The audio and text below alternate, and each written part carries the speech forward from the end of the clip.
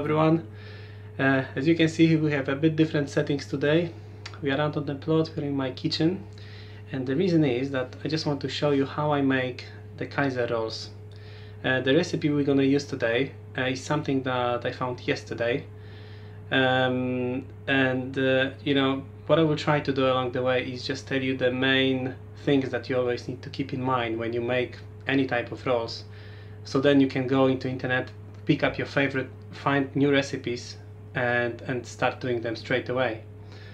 The whole process will take around 2 hours, from which the actual hands-on is maybe 15 to up to 20 minutes.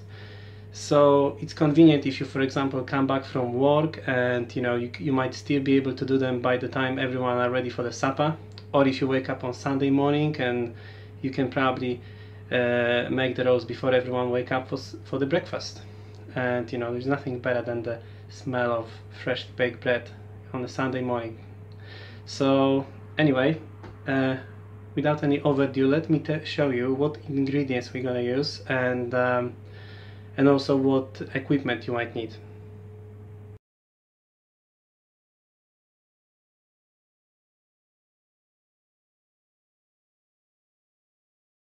Right, so let's go through the equipment first. You will need a large bowl, and this is so it's easier for you to mix up all the ingredients. The next useful thing would be a scraper. You still can go without it, but it's very easy to divide the dough or mix it up initially in the bowl, although you can use hands for that as well. Another useful thing is the bread peel, which is really useful if you want to put the rolls into the oven and then actually take them out, although you still can work without it, so it's not really necessary. Now the most important thing, I would say, is the baking stone. It just makes your bread or rolls raise much better. And I was baking bread without baking stone before, and you can still do it, but the difference is amazing. So if you want to start baking breads or anything, I would say that baking stone is the first thing you should probably buy. Now let's have a look at the ingredients. The most important obviously is the flour, and you want to buy flour which will be called bread flour or strong white, but even all-purpose flour might be good. The thing you want to look at really is number of proteins. As you can see, this one has 12 grams per 100, which means it's going to be around 12% of proteins. And why it is important is that proteins automatically indicates how much gluten there is, and the gluten is the ingredient that actually makes your bread rise better. So you want to aim for at least 10 to 12%. Some people saying it should be even 16, but I didn't have any flour with 16 yet. 12 was always good, was always working good for me. The next thing would be yeast. In our case we're using dried yeast. Also you will need some sugar, salt, and in our case sunflower oil. Right, so first thing we're gonna do is just add some water. So I've added like around half of 1 cup that we're gonna use, and now I'm just gonna let it sit in here to make sure that it cools down, because as much as it doesn't look like it, there are live organisms in this can. So if you're gonna put the yeast inside water which is too hot, they're just gonna die off. Now what we're gonna do is add yeast and tablespoon of sugar. The sugar, you're adding sugar because you want to feed yeast, so it will help yeast to activate. It will just start feeding on the sugars.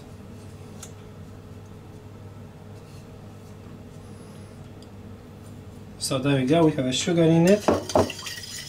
Gonna mix it up a bit, and now just add yeast.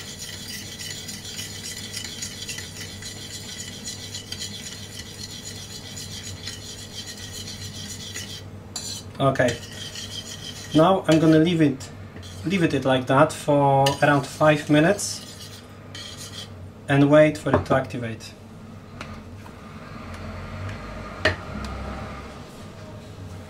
Right, so we are 5 minutes later, and as you can see there is a nice foam at the top, which means that yeast was successfully activated. So now we are ready to start adding the flour. Now the first thing we're gonna add is 2.5 tablespoons of the oil.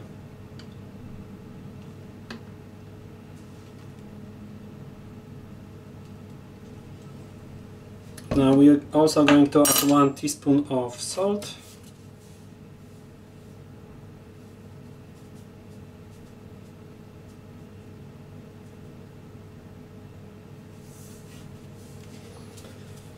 Now what we need as well is add remaining water.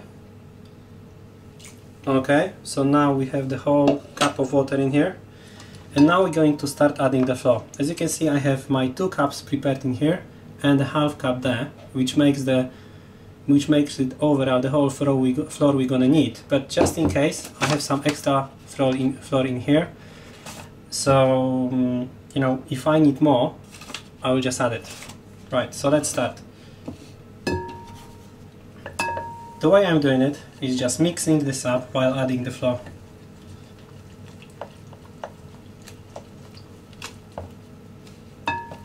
Okay. And now you just want to go and just mix it up well. Make sure that there is no flour on the sides of the bowl. Try to scrape it.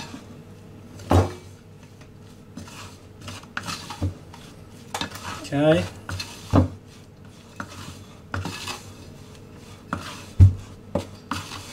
Right, now we're gonna add another half of cup.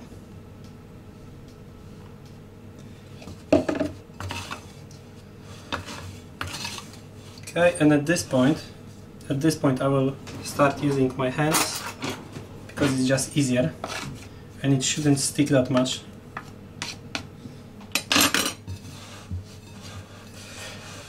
So you see, you just want to start kneading and incorporating the flour from the sides of the bowl.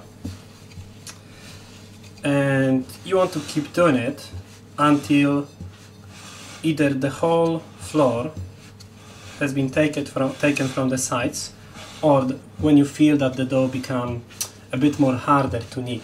You see, the thing is, you want to have this dough to be very flexible and easy to knead. So, you know, I did this recipe before and I noticed that 2.5 is as much as I need. But if I will notice that this dough becomes too hard to knead, I'm just gonna take it off. So far it's still doing good.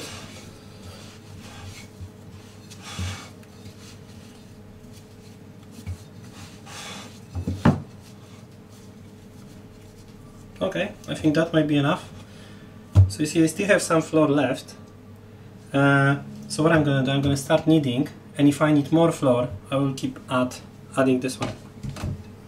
Now the way I knead the dough is the following. Just using my both hands like this, and I'm trying to use my weight with the hands straight, you know, to stretch it a bit. But again, I don't want to stretch it that as much to rip it off in here. I just want to make sure that it's stretched, but and be a bit more gentle about it. So I'm basically stretching it like this, and then putting one side on the other, and then do it again and again.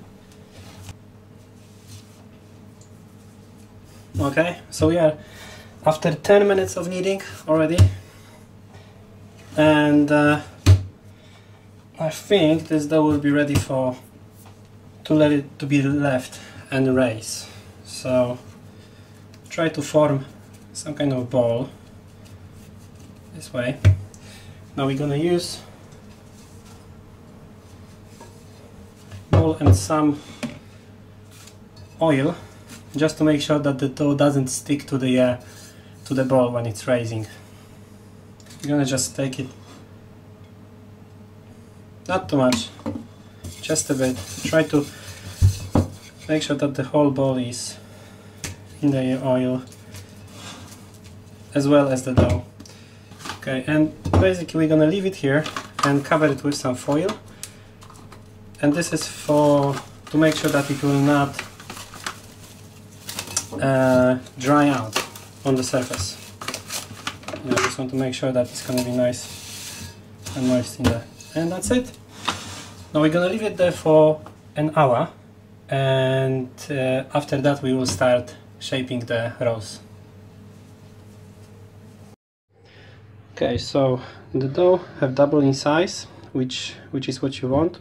And also forgot to mention, you know, the dough will rise better if it's warm in your kitchen. So if your kitchen is cold, you might want to heat up the oven to 30 degrees, then switch it off and put dough inside to raise the.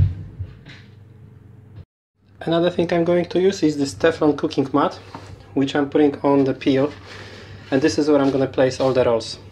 And it's quite nice because it you know, it makes it actually easy and a bit less messy to transfer the rolls to the oven and then take them out.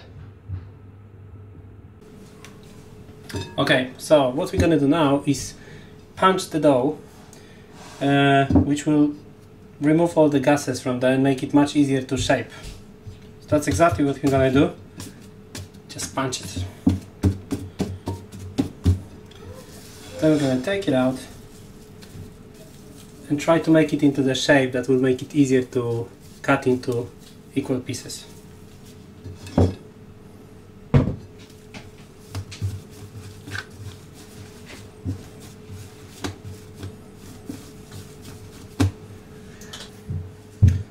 Okay, now we're going to try to divide it into 8 equal pieces.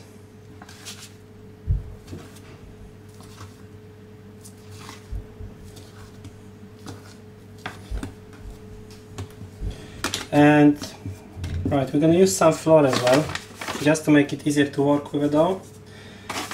And you know, you can shape it in both ways. You can either do the simple way, which is basically just make a ball like this.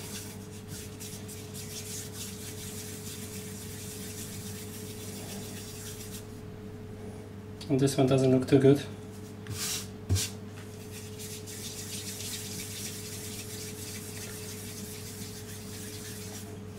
Okay, and you know, that's the one way to do it, which is simpler one. Now the other way you can do it is just by doing shape, which will be quite similar to how the Kaiser roll looks like.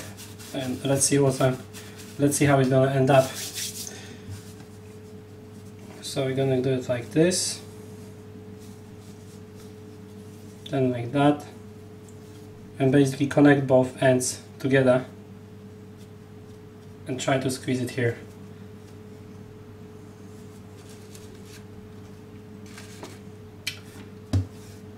Okay, let's try to do it again. You know, we're gonna add some more flour on the surface just to make it less sticky. And as you can see, these pieces, some of them are too big, some of them are too small, but that's okay. Yeah, that's all fine. We don't want to go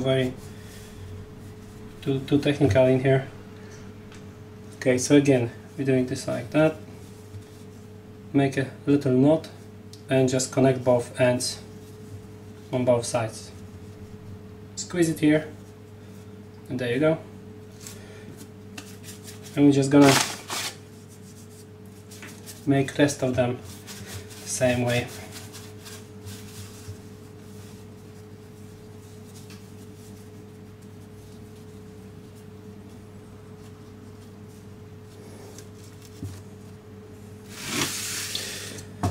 Now what I'm usually doing is also put some just sprinkle the dough with some flour,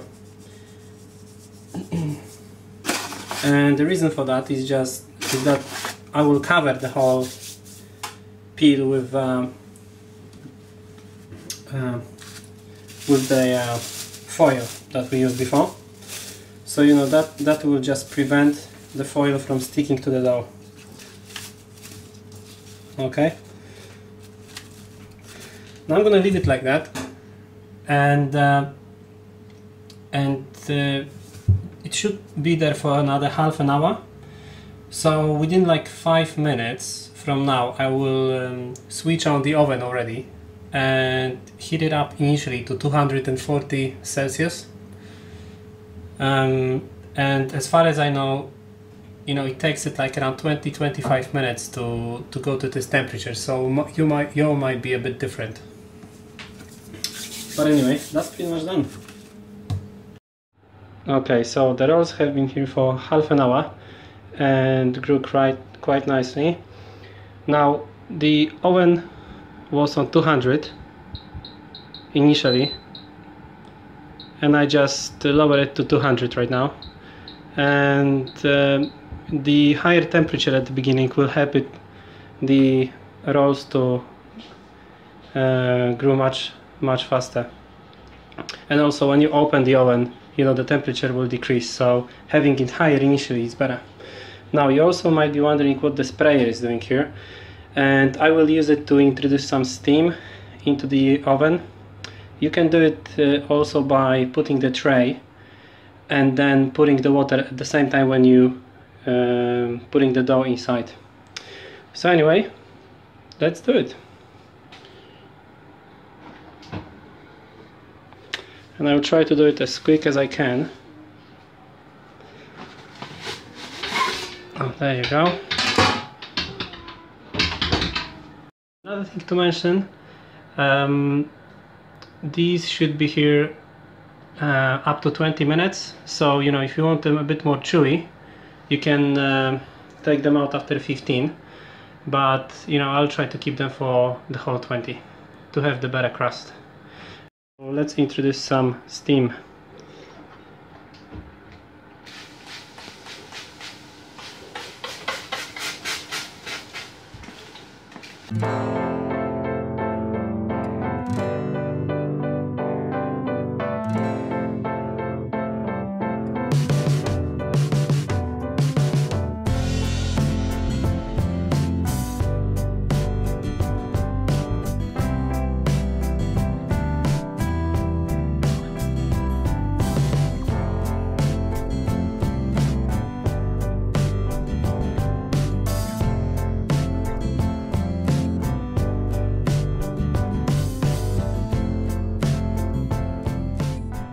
Okay, 20 minutes have passed, they're ready to take them out. As you can see, this peel is quite handy. Okay.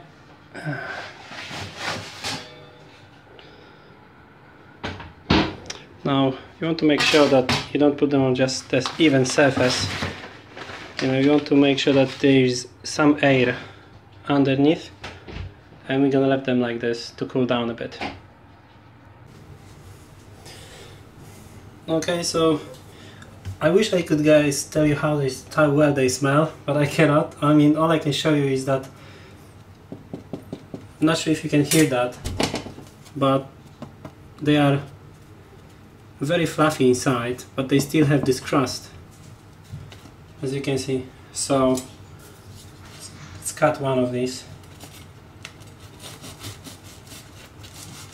This one is a bit too hot still, but I just cannot resist. Let's do it.